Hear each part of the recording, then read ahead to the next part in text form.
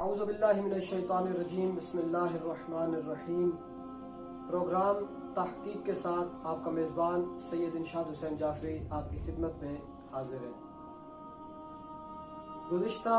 چند دنوں سے سوشل میڈیا پر جناب قاسم علیہ السلام کی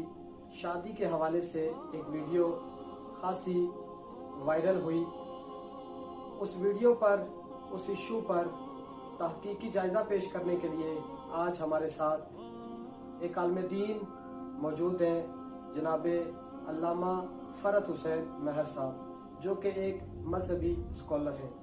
السلام علیکم ورحمۃ اللہ۔ وعلیکم السلام ورحمۃ اللہ وبرکاتہ۔ سب سے پہلے تو قبلہ آپ کا شکریہ ادا کرتا ہوں کہ آپ نے ہمارے پروگرام کے لیے وقت نکالا، اور دعا کرتا ہوں کہ خداوند متعال آپ کی توفیقات خیر میں اضافہ فرمائے۔ قبلہ، اس سوال سے اپنے پروگرام کا آغاز کرتے ہیں کہ جو جناب قاسم علیہ السلام کی شادی کے حوالے سے جو ویڈیو سوشل میڈیا پہ وائرل ہوئی، اس حوالے سے کیا کہنا چاہیں گے؟ بسم اللہ الرحمن الرحیم۔ سب سے پہلے تو یہ جو ویڈیو بنائی گئی ہے یہ مجلس اعضاء اور ایام اعضاء میں بنائی گئی ہے، یعنی محفل جو ہے وہ اعضاء کی ہے، سوگ کے ماحول میں،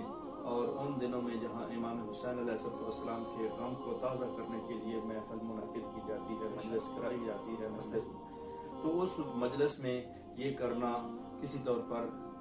اخلاقی طور پر بھی اور شرعی طور پر بھی جائز نہیں، بلکہ شرعی طور پر اس کی ممانعت ہے کہ ایک خاتون کا مردوں میں آ جانا، بے پردگی، یہ حجاب کا خیال نہ رکھنا،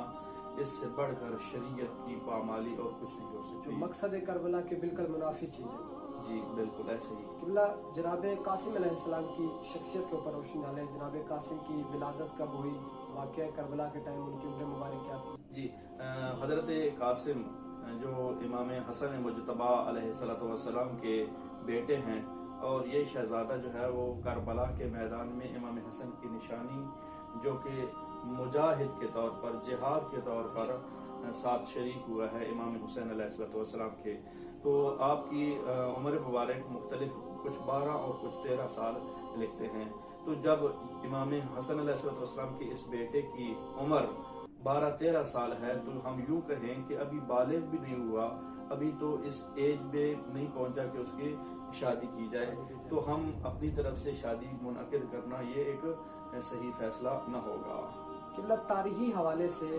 یہ جو واقعہ میڈیا پر آیا، اس کے پس منظر میں کیا عوامل کار فرما تھے، اور اس واقعے کی کوئی نہ کوئی حقیقت ہوگی، کہیں سے تو یہ واقعہ چلا ہوگا؟ ذرا اس کے جی سید انشاد شاہ جی، واقعے کی حقیقت کیا ہے؟ اگر دیکھا جائے شہزادہ قاسم کی شادی کے حوالے سے، تو 9 صدیوں تک تو کوئی اس کا وجود ہی نہیں ہے تاریخ میں، اور اگر تاریخ دانوں نے بھی، وہ بھی غلطیاں، بلیک تاریخ لکھنے والوں نے جو درج کیا ہے، وہ 9ویں صدی میں روضۃ الشہداء میں آیا ہے، ملا کاشانی نے درج کیا ہے اس کو۔ اور لطف کی بات یہ ہے، سب سے پہلی دلیل ہی یہ پیش کی جا سکتی ہے کہ 9ویں صدی میں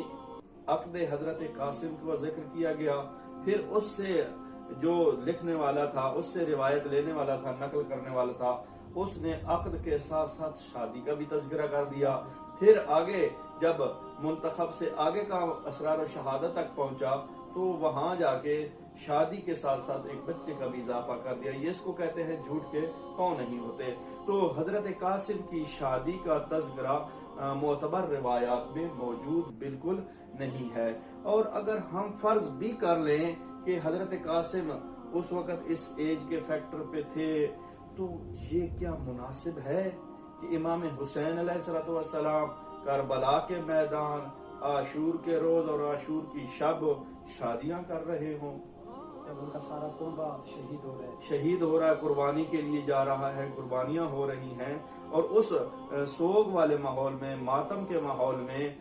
اس غم کے ماحول میں ایسا کوئی کر سکتا ہے؟ اگر ہم فرض کریں کہ کیا ہے امام حسین علیہ السلام نے، تو پھر ہمیں کسی کو روکنے اور ٹوکنے کا ہمت نہیں ہونی چاہیے۔ اگر کوئی عاشور کے اور محرم میں شادیاں کرتا ہے، تو پھر اس کے لیے ہم جواز فراہم کر رہے ہیں، ہم اس کے لیے دلیل پیش کر رہے ہیں، ان کے حضرت قاسم کی مہندی نکال کر، حضرت قاسم کی